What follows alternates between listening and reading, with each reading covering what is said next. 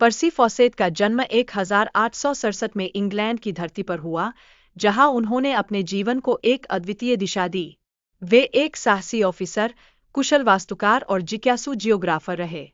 उनकी खोजों ने इस रहस्यमय शहर के प्रति एक अनूठी रुचि जगाई। 1906 में पर्सी फॉसेट को अमेज़न जंगल की जटिल मैपिंग का चुनौतीपूर्ण कार्य सौंपा गया। इस यात्रा के दौरान उन्होंने विशाल एनाकोंडा के अस्तित्व का दावा किया, जो उनकी अनूठी खोजों का एक हिस्सा बन गया। फॉसेट ने ब्राज़ील के नेशनल लाइब्रेरी में एक प्राचीन मैन्युस्क्रिप्ट खोजी, जिसमें यह जानकारी थी कि 1753 में पुर्तगाली एक्सप्लोरर्स ने इस रहस्यमय शहर के बारे में पहली बार सुना था। यह खोज उनके लिए एक नई प्रेरणा का स्रोत बनी। हालांकि अमेज़न जंगल की चुनौतीपूर्ण भौगोलिक संरचना और वहां के खतरनाक जीवों के चलते उनकी टीम ने रिसर्च में कई कठिनाइयों का सामना किया। यह संघर्ष उनकी निरंतरता और साहस का प्रमाण था।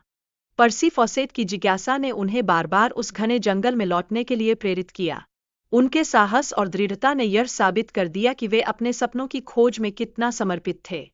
लॉस्ट सिटी ऑफ जेड की खोज में फॉसेट ने नए रास्तों और तकनीकों का सहारा लिया, फिर भी वह अपनी मंजिल तक नहीं पहुंच सके। यह उनकी खोज का एक और अध्याय था, जो अंतहीन था।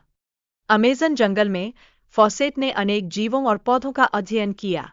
वे मानते थे कि यह जंगल एक अद्भुत और रहस्यमय दुनिया है, जो अनंत संभावनाओं से भरा हुआ है। जब पर्सी फॉसेट लापता हुए, तब जांच एजेंसियों ने उनके और उनके साथियों के बारे में जानकारी जुटाने की कोशिश की। लेकिन 2 साल बीत जाने के बाद भी उनकी कोई खबर नहीं मिली, जिससे यह कहानी और भी रोमांचक बन गई। कुछ लोग मानते हैं कि पर्सी फॉसेट उस रहस्यमय शहर में पहुंच गए थे, जहां उन्होंने जीवन के नए आयामों का अनुभव किया। वे कभी वापस नहीं आए और यह एक अनसुलझा रहस्य बन गया। पर्सी फॉसेट ने जानबूझकर अपनी टीम को छोटा रखा, ताकि वे जंगल में रहने वाले जानवरों और जनजातियों की नज़रों से बच सकें। यह निर्णय उनकी सोच और योजना के गहरे पहलुओं को दर्शाता है। अमेज़न नदी को पार करने के बाद फॉसेट ने अपने बेटे और दोस्त के साथ आगे बढ़ने का साहसिक निर्णय लिया। इस निर्णय ने उनकी यात्रा की दिशा को बदल दिया और नई संभावनाओं के द्वार खोले। कई खोज अभियानों के बावजूद पर्सी फॉसेट और उनके साथी कहीं नहीं मिले। इसका अर्थ था कि यह कहानी अब रहस्यमयता से भरी हुई थी, जो हर किसी को आकर्षित करती है।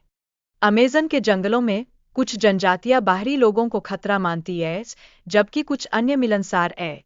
यह विविधता उन जनजातियों की गहरी संस्कृति और उनके अनूठे व्यवहार को दर्शाती है।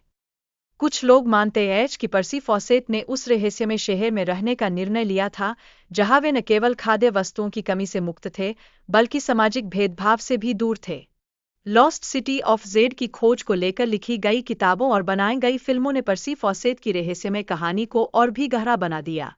आज भी यह रहस्य लोगों के दिलों में जिज्ञासा का संचार करता है।